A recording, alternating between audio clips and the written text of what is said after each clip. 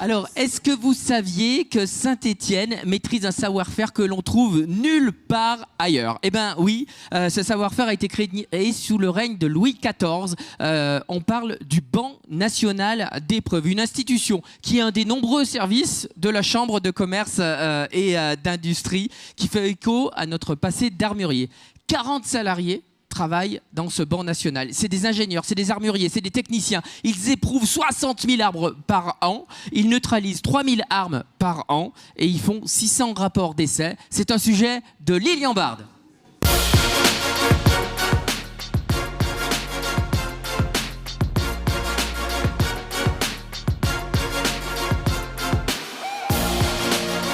Bienvenue au Banc national d'épreuves, c'est le seul en France. Un service de la Chambre de commerce et d'industrie. On est une petite quarantaine de salariés, des armuriers, des techniciens et des ingénieurs. Le chiffre d'affaires est aux alentours entre 3 et 3,5 millions d'euros selon les années.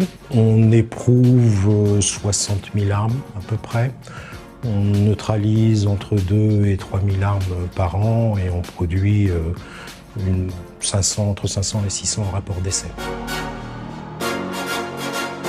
Donc en fait, l'expertise des armes anciennes, pour les armes qui sont importées hors Union européenne, elles arrivent au banc d'épreuves en statut sous douane. Et en fait, ici, on va procéder à l'expertise, c'est-à-dire qu'on va regarder les armes, leurs modèles, vérifier que l'arme a bien été fabriquée avant 1900. Et s'il est fabriqué avant 1900, on va faire son expertise et déclarer qu'en fait, elle est en détention libre. L'épreuve de l'arme, la grande majorité des armes que l'on éprouve sont des armes d'importation. Donc la première opération va être de sortir l'arme de son emballage de vente, la mettre dans le char qui est notre unité de production et c'est le char qui va suivre tout le circuit de l'épreuve. À ce stade, en fait, on va vérifier les dimensions de la chambre, vérifier que la chambre est capable de la munition pour laquelle l'arme a été conçue.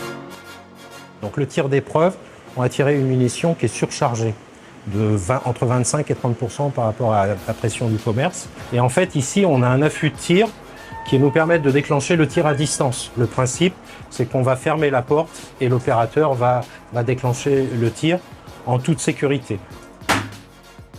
Et après le tir, un examen rapide de l'arme pour vérifier qu'il n'y a pas eu de déformation, pas de détérioration. Une fois que les armes ont été complètement éprouvées, on va éditer un certificat d'épreuve avec le statut, donc l'arme est conforme, et la copie du poinçon qui est apposé sur l'arme. Voilà. Tu peux tirer. Une activité du banc d'épreuves, la partie laboratoire de résistance balistique des matériaux, donc elle, c'est une activité commerciale, contrairement aux autres activités. Et au laboratoire, on va tester la résistance d'échantillons, des plaques d'acier, d'aluminium, des vitrages, des gilets pare-balles, des casques, etc. face à des menaces balistiques. Les clients viennent chez nous au laboratoire pour faire du développement ou pour avoir des rapports sous accréditation pour répondre à des appels d'offres, des cahiers des charges, etc. L'ancrage historique, ça correspond à la grande histoire armurière de la région et c'est également une fierté de la région et un point sur lequel et la CCI et moi, en tant que directeur du banc d'épreuves, nous souhaitons continuer de développer l'activité autour du contrôle des armes et des munitions.